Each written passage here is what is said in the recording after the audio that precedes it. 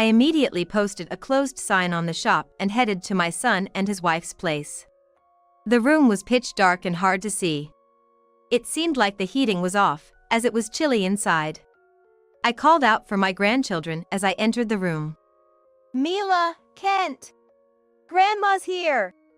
As I moved further in, two small silhouettes moved in the unlit living room. When I turned on the light, there was Mila, looking terribly thin in the freezing room. Beside her, Kent was shivering, eating a banana from Mila's hand.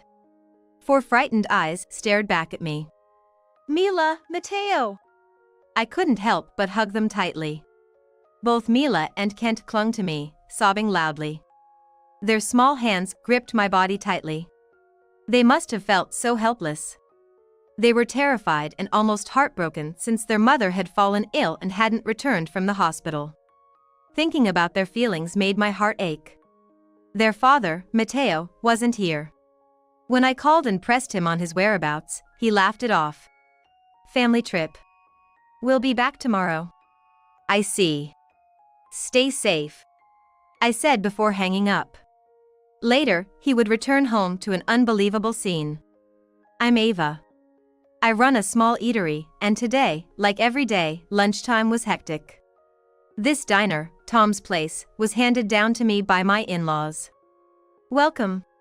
I'll get your table ready in a moment. Running the place by myself makes it hard to keep up. My regulars, seeing me hustle, would tell me not to worry. Take your time, no rush. They'd say, offering a bit of comfort. Some customers have been coming since my in-laws' time, while others are new, coming from nearby homes or workplaces. I love it when the diner is lively and buzzing with people enjoying their meals. Hearing someone say the food is delicious makes me mentally cheer. My husband and I used to run it together. People just can't seem to perk up when they're hungry. That's why I make sure the food at this diner lifts their spirits. That was his favorite saying. We used to brainstorm menu ideas together, count the cash register, and rearrange the seating. It was fun coming up with all these little tweaks. Those days continued until our son, Mateo, became a high school student. But around the time Mateo was in his sophomore year, my husband passed away in an accident. Those times felt incredibly tough, and I even considered closing the diner. Mateo had his college entrance exams coming up, and he couldn't help out at the diner. I really didn't think I could keep going on my own. But then, one of our regulars told me in town, we'll be waiting, with a gentle smile. Seeing that smile gave me the courage to try going it alone once more. It'll be okay, things will work out somehow. I downsized to a manageable size by myself after consulting with acquaintances and my in-laws. 3 months after my husband passed, Tom's Place made its comeback. Mateo also passed his college admissions and got into his first choice school. It's too far from home, so I'd like to live on my own. Sure, that's fine. We'll go inspections soon. I responded, doing my best to accommodate his wishes. Since Mateo was young, both my husband and I were so wrapped up in the diner that we hardly had time for him. The diner was thriving, and we couldn't neglect it. After closing, my husband would stay behind for prep work. And I'd come home to cook dinner and wait for him while keeping Mateo company. Dad, are you working late again tonight? I remember Mateo asking that every night when he was little, with such a lonely look on his face that still haunts me. That lonely look on his face is still etched in my mind and never leaves me. I wished we could have had more dinners together as a family of 3, but those were rare occasions. I've always felt guilty for making Mateo feel so lonely all the time. I want Mateo to learn what he's interested in, find what he wants to do, and pursue it with all his heart. I told him before his exams and the day before he moved out. Mateo just nodded slightly, looking down. He didn't say much more than that. Even after he started living on his own, I kept running the little diner by myself. We had enough savings for his college tuition, so we didn't need to rely on loans. The years he spent in college flew by in no time. And I was still managing the diner alone. After graduating, Mateo got a job and started working as a professional. Imagining him squeezed into a packed train, dressed in a suit and tie, made me smile quietly to myself, thinking about how much that little Matteo had grown up. He had a girlfriend, which surprised me as much as if my eyes were about to pop out when he introduced her. Matteo's girlfriend, Camila, was so beautiful you'd think she was a model. "Nice to meet you, I'm Camila. I'm dating Matteo." Her beautiful voice and polite way of speaking overwhelmed me. I couldn't help but think she must be the daughter of some incredibly wealthy family. "Oh, not at all. We're just a normal family," she said with a laugh, which was also elegant. I wondered what Matteo could attract such a wonderful person. More than living together, it seemed Matteo had moved into Camila's place. "Couldn't help it, my neighbor is noisy." "Matteo." "It's fine, I had rented a slightly larger room to begin with, so it's just right," Camila cheerfully said, coming to his rescue. Her polite speech, graceful gestures, and bright smile. I completely took a liking to her and couldn't help but say, "Please take care of him."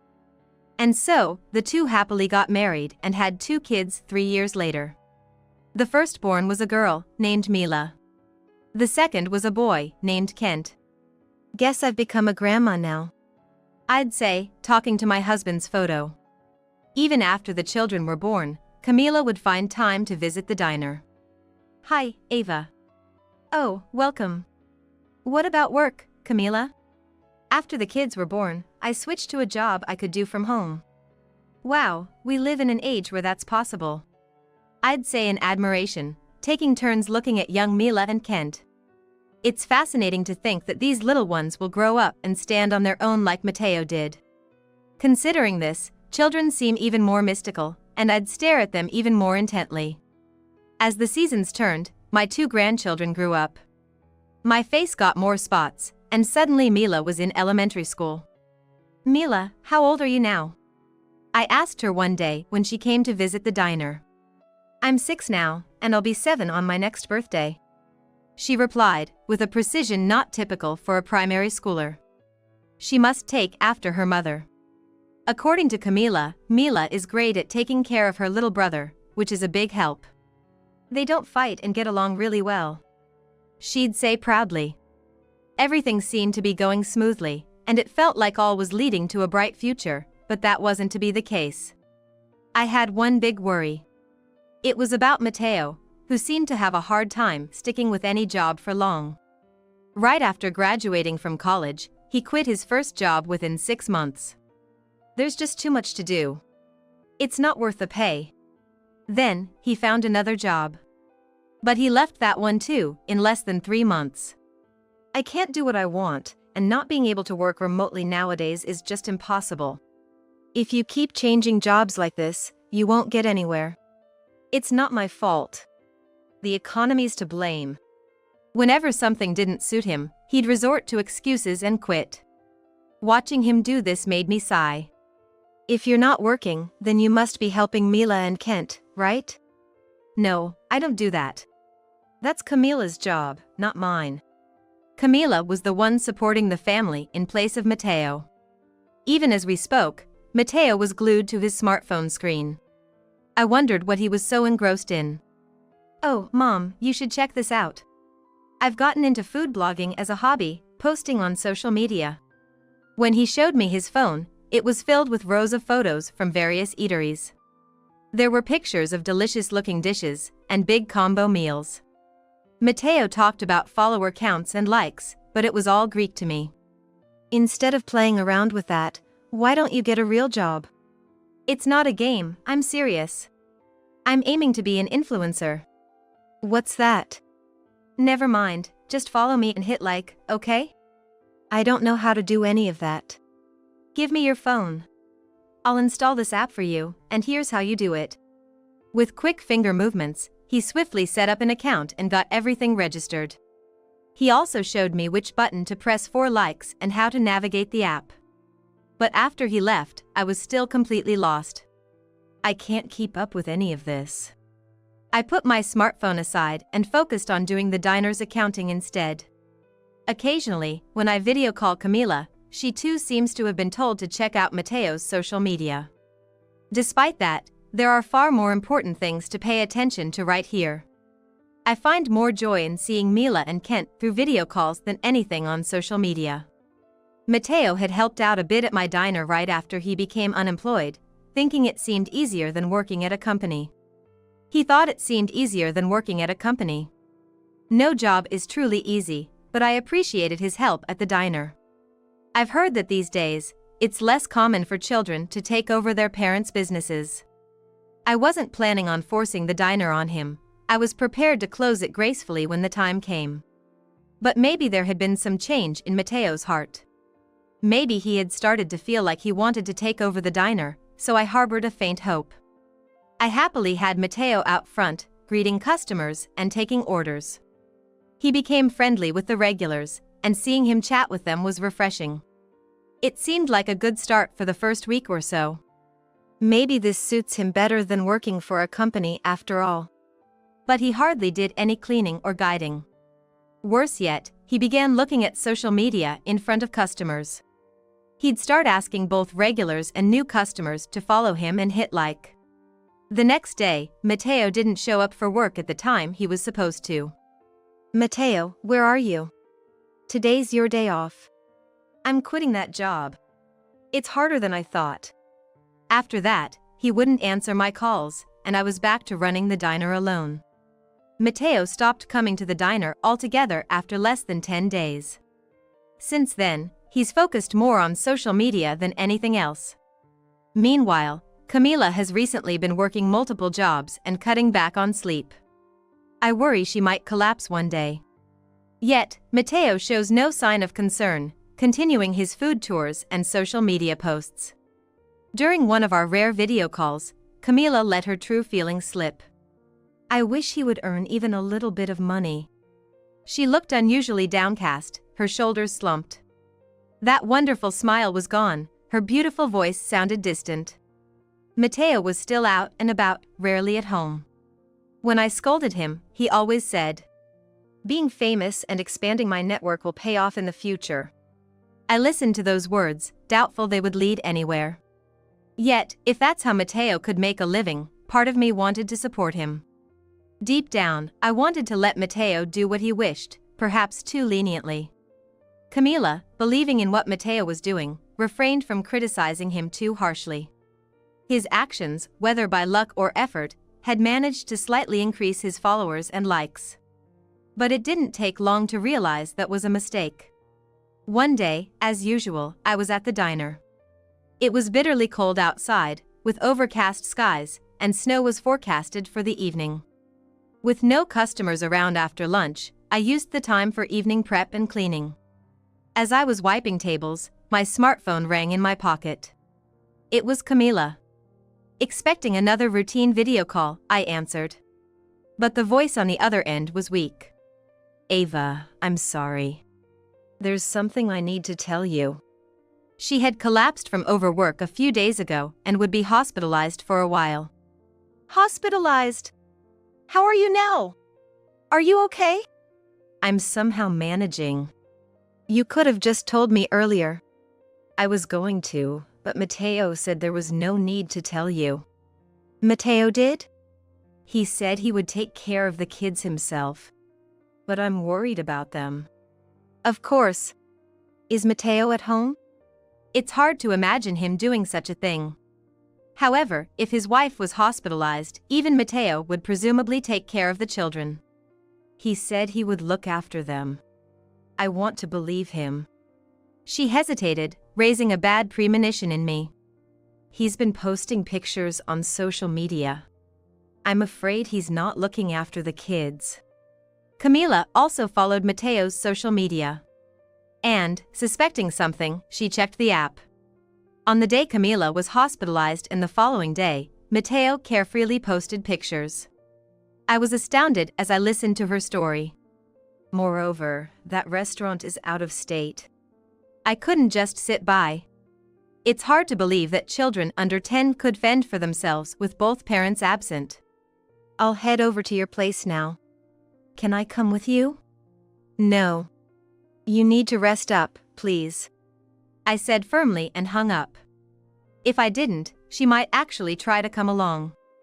She's under doctor's orders, she can't just get up and go. I immediately posted a closed sign on the shop and headed to Matteo and Camila's place, a couple of train stations away. It's located about 2 train stations away. Fortunately, I had a spare key for emergencies like this. I hurriedly unlocked the door and entered. Mila! Kent! Where are you? The room was pitch dark and hard to see. Stepping forward, I bumped into something like a plastic bottle. I took another step into the silent, still room, where not a sound could be heard. The room was chilly, seeming like the heating was off.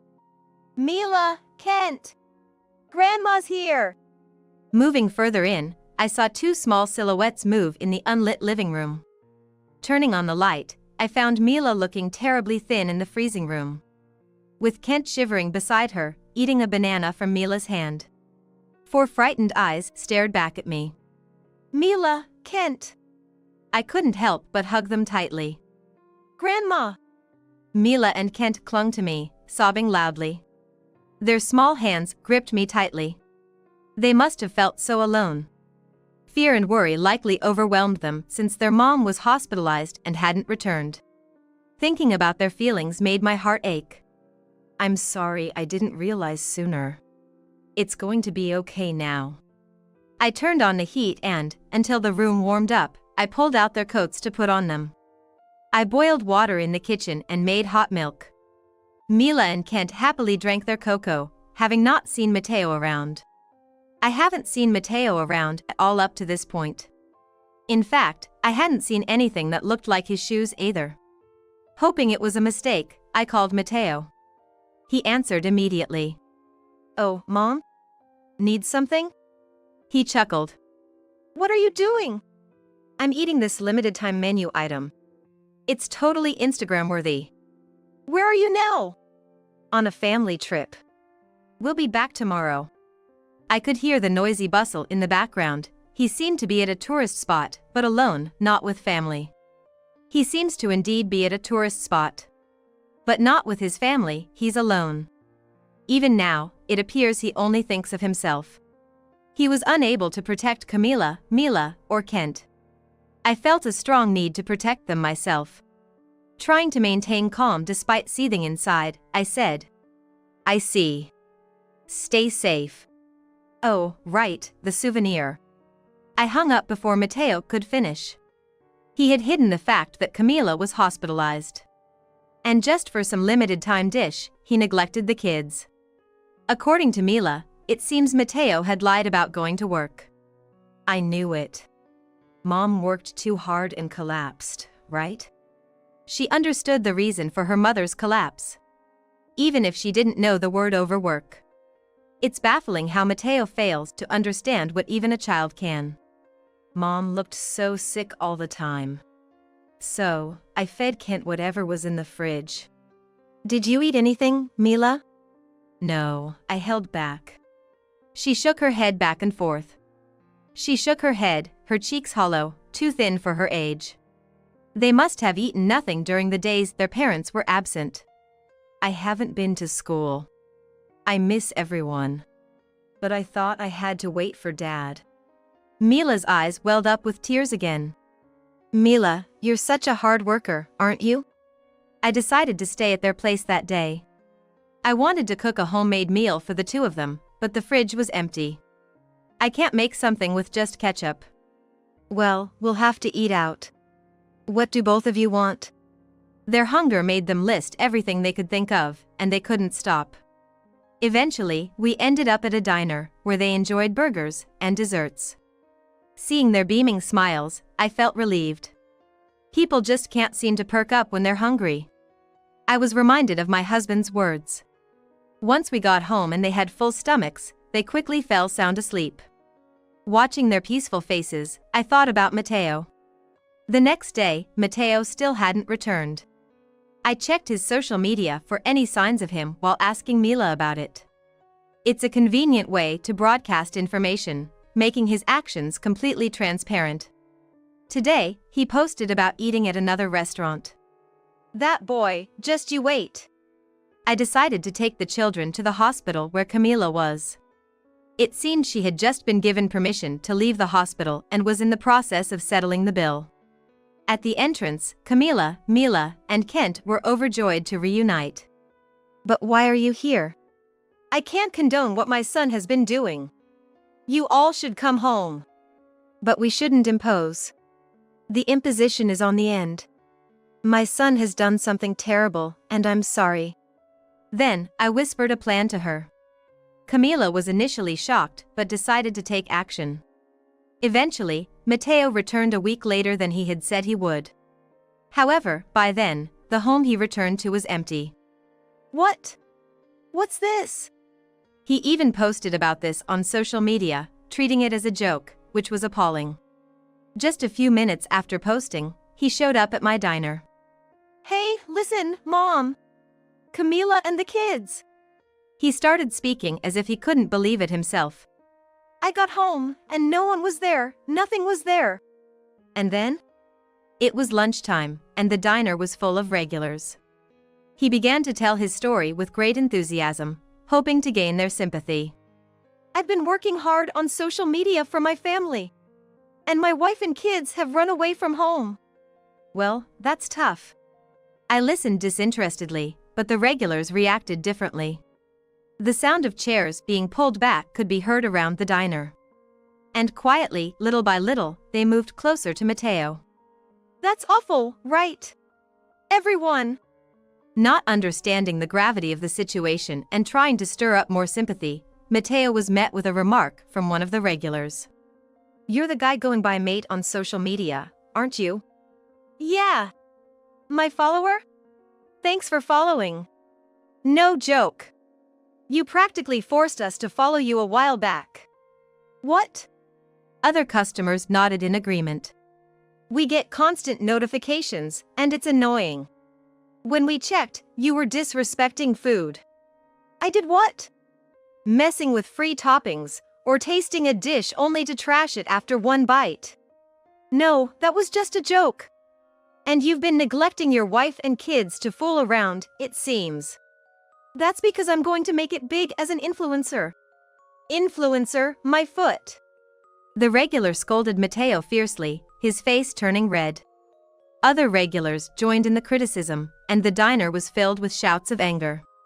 I had explained the situation to the regulars just before Matteo arrived. Camila had cancelled the lease right after being discharged from the hospital. And now, Mila and Kent are living with me at my house. Now, she and the kids were living with me because Matteo was neglecting his family for his dining escapades. Focused solely on increasing his followers and likes on social media, he was oblivious to his family's needs. After revealing everything, the regulars who had seen Matteo's behavior on social media were furious. I'll give him a piece of my mind, one of the regulars said, calling others to gather. Unaware of the unfolding situation, Matteo continued posting on social media. Stop it! I've done nothing wrong! Help me! Matteo was pushed out of the diner by the regulars, sobbing as he went. Don't ever show your face here again! Scolded harshly by the regulars, Matteo fled, screaming. After that, he was never seen again. Weeks passed, and with the arrival of new season, the talk turned to allergy precautions against pollen. Perhaps my recent sniffles are due to that. Camila lamented her unstoppable runny nose due to allergies. I wonder about Matteo, but as far as I know, he wasn't allergic to pollen. His whereabouts remain unknown. Driven by a desire to become famous, he had encouraged his friends to follow him. However, that backfired. Since that day, followers who learned of the situation quickly caused his social media to go up in flames. Naturally, his identity was exposed, and it's unlikely he'll return to this town. He got his just desserts for wasting food. I continue running the diner, living with Camila and the kids. Recently, we launched a website for my diner, now accepting reservations via smartphones. Camila, who works in web design, made it look easy.